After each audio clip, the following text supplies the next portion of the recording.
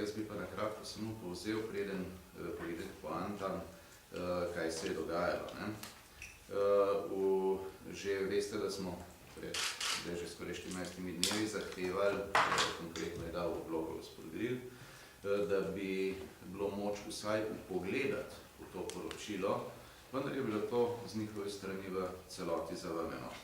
Potem smo naslovili dopise v imenu SDS na generalno sekretarko, pa tudi potem na informacijsko pooblaščenko, zakaj pravzaprav in kako je z upravičenostjo oznake interno v tem primeru. Spomnil bi vas, da to drastično odstopa od nekaterih drugih primerov, ki so potekali po točno istem zakonu, točno istem poslovniku v minulih letih.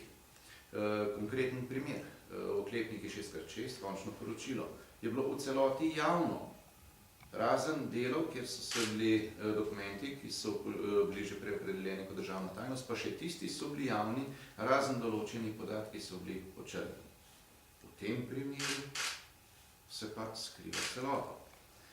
Hec popoln je bil vpogled gospoda Grila, potem, ko veste, da imamo poslanci pravico vpogleda v katerokoli zadevo pod pogoji, ki jih postavlja zakon, zavrnjena z obrazložitvijo, da naj ne bi bilo lektorirano.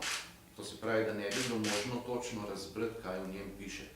Zdaj se pa vi vprašajte, a pa so ti ljudje sploh vedeli, koga so sprejeli, če ni lektorirano in ni možno iz njega razbrati, kaj v njemu piše. Očitno so samo hiteli. Hiteli so zato, da bi sprejeli nekaj z vidika prihajajočih se volitev, s čimer bodo mahali, in da bi seveda preprečili, da bi, tako kot smo želeli, ob koncu ključnem delu zaslišanj in pa pripravi poročila sodelovali tudi predstavniki SDS. Potem so spregledali največji absurd, na katerega ponovno opozarjam. Temeljna naloga vsake preiskovalke je, da ugotavlja odgovornost nosilcev javnih funkcij. Jasno je, da gre tukaj tudi za smiselno uporabo kazenske in druge zakonodaje z področja pravosodja, da je v takem primeru potrebno vsakogar najprej vprašati, da ima možnost pojasniti zadeve. V tem primeru pa, gospe in gospodje, ni bil zaslišan en samcat nosilec javne funkcije in še najmanj iz vrst SDS. Nihče, ker seveda vnaprej pomeni, da gre tukaj za neka namigovanja, napletanja, ki pa so pravno in, če želite, tudi politično, z vidika politične kulture in etično popolnoma brezpredmetna in se zdaj zato skriva, da se to ne bi razgalo.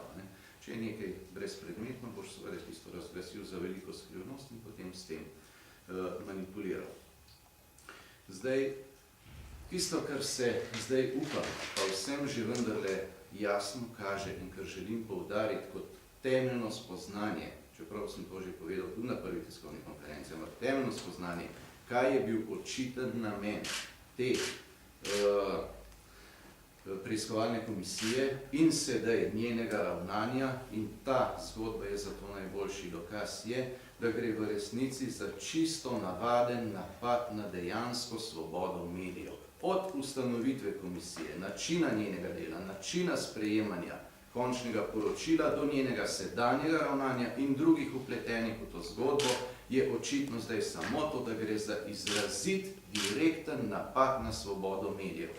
Imeli smo dva medija v Sloveniji, ki sta odprla nek vrednostno drugi zorni kot, ki odstopa od velike večine in treba je seveda z vsemi sredstvi to sesud, preprečiti, da bi se kdajkoli še zgodilo kaj podobnega in če se pri tem še zvrne kakšna golida gnojnice na SDS, pa še toliko bolje. In v tem je v resnici SDS pravzaprav samo kolateralna škoda. Glavni cilj je očitno zastraševanje, da se slučajno ne bi še kdaj kdo v Sloveniji opogumil in poskušal vzpostaviti nek nov medij, predvsem pa ne nov z vidika vrednot, z vidika uredniške politike, drugačen medij, ki bi odstopal od tiste v osrednjih medijih, ponavadi zastopane večine, kar se tiče vrednot in pa uredniške politike. S našega vidika se postavlja torej vprašanje, zakaj tako hitenje, postavlja se vprašanje, zakaj po drugi strani se vse skriva v nedogled. Že sedaj, ko se po eni strani zahteva izredna seja celotnega državnega zbora, še vedno ne moramo dobiti gradiva na pogled. Oprostite, to je teater absurda. Ampak odgovor, ki ga tukaj vidimo in ki zdaj upam, da ga pa res vidimo že vsi, je pa enostaven. Tukaj niti ne gre samo za predvolilni štos. Seveda je, to je očitno, zato so zdaj pohiteli, ko je bilo jasno, da bodo predčasne volitve. Niti ne gre samo za poskuse osebne in druge diskreditacije, ampak očitno je ključni cilj cele zgodbe direkten, neposreden napad na svobodo medijev, zato da se preprečuje z vsemi sredstvi, tudi s politično zlorabo preiskovalne komisije, pluralizacijo medijskega prostora v tem smislu, kot izhaja iz slovenske ustave, da bi bil vsakomur, vsak trenutek dostopna informacija, osvetljena z vrednostno različnih zornih kotov in to na enostaven način. Ampak samo v tem primeru je izpolnjena ustavna norma o možnosti ljudi za sodelovanje pri zadevah javnega značaja in samo v tem primeru demokracija lahko dejansko deluje. Vse drugo je samo farsa in farsa z namenom napada na svobodo medijev je bila ustanovitev te preiskovalke, njeno delo, delovanje njene predsednice, končno poročilo, njegova izdelava in očitno se bo zgodba vlekla še do volitev.